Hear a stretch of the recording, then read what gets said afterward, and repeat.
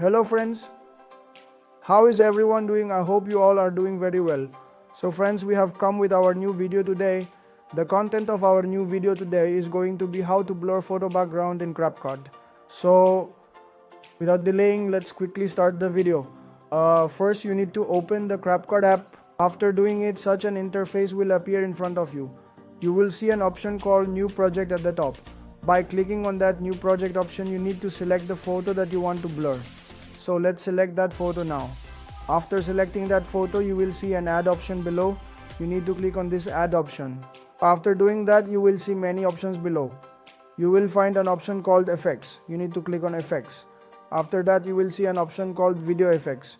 You have to click on video effects. Then many options will show up in front of you. You will find an option called lens. Click on lens and you will find an option called blur. When you click on this lens, your photo becomes blurred. We will blur this photo once more. By adjusting it again, you can blur this photo as you like.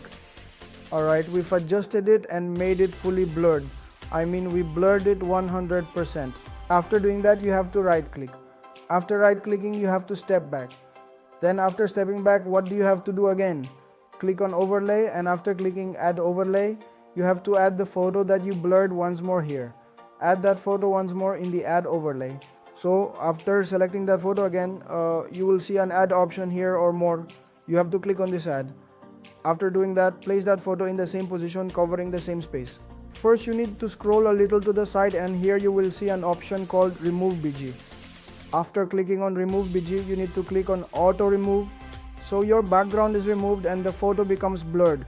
So friends, if you like this video, please like, subscribe and share the channel. Now I am leaving. See you in the next video.